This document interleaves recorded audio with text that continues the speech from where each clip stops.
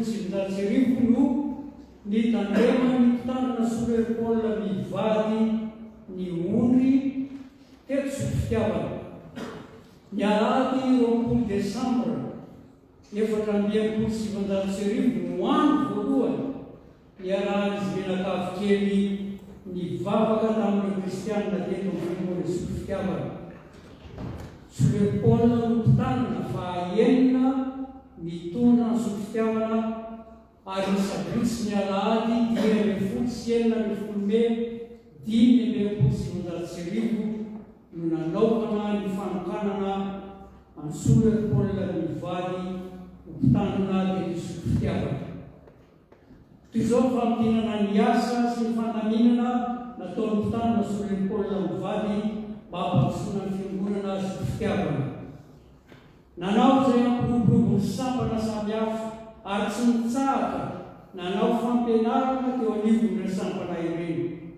Nanao vaintoan-draharaha ny fampiroboroboana sy ampanasipoly alahady izay ray amin'ny andro sy ny fiangonana.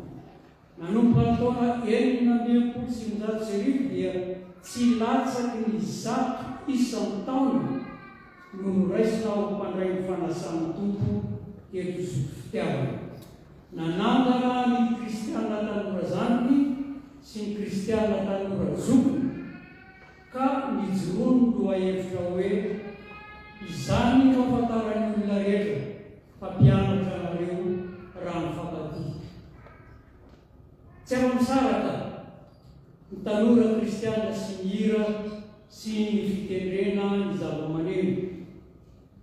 Any volana Desambra 1917 no nahazoana ny orga izay anisan'ny tsangamaty fankalazana ny fahazahataona Sofidiavana nankalazaina ny taona 1717. Tafatsangana ny sampanalaika volana Marsa 1717 ary sampana lehilahy kristianina ny taona 1717.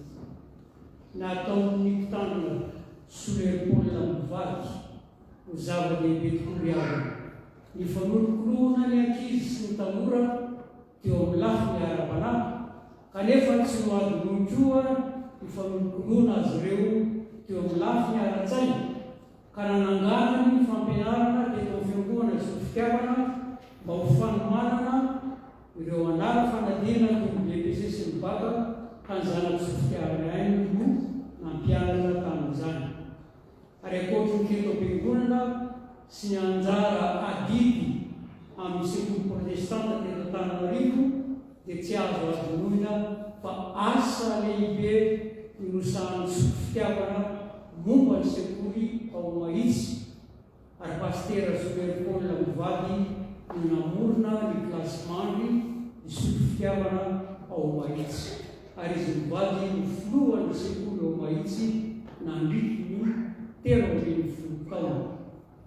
Ankoatra ireo rehetrareo dia tsy azo sarahina amin'ny anaran'ny Solepaola mivady ny trano vady-piangonana eto ny Sofidiavana satria nandritry ny taona maro dia narotsaka izy mivady manontolo ho fanamboarana izany trano vady-piangonana izany ny vola rehetra voamina isaky ny alahady mpitandrina. Dia amin'ny malaron'ny tompo toy izao kosa ny fampitinana ny asa maro ivelan'ny Sofidiavana no sahany izy mivady teo amin'ny fikambanana na vondrona ambaratonga-pahefana samihafa teo anivon'ny fiangonana protestanta malagasy. Aneo Solepaola dia efa filohan'ny tanora fokotrano tao Antananarivo, filohan'ny manga malagasy, filohan'ny komity fahadivam-polo taona ny idiran'ny fialan-tsara teo Madagasikara, filohan'ny sinodapartany Solivangay, filohan'ny isan'ny fabolana, filohan'ny isan-telo taona voaelefana.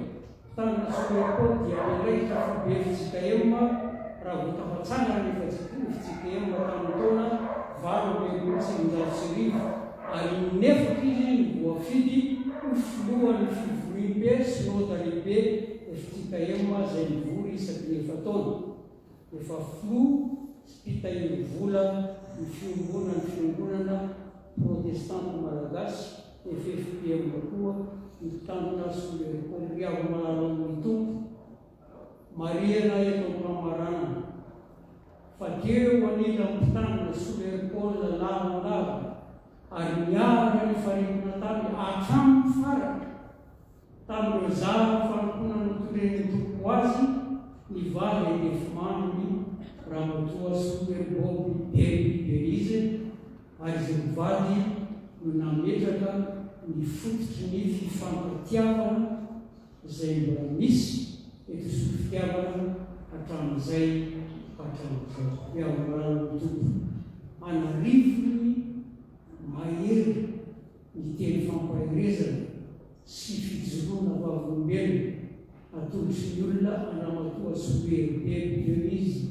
sy ny zanaka manjafy ao amin'ny Facebook. Pastera Soleripôly nanamasina no mariazinay, pastera Soleripôly nanao batisanay, pastera Soleripôly nampianatranay katekomeny, pastera Soleripôly nampianatra ny dadanay sy mamanay tany mahitsy, izy no nanamasina sy ny sisa.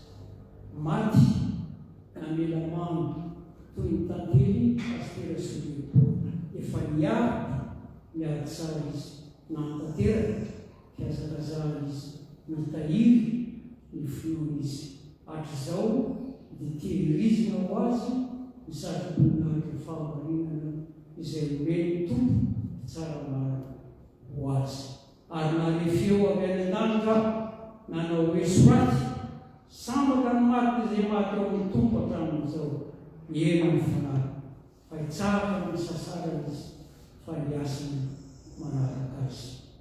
Apokalipsy 4:24 eo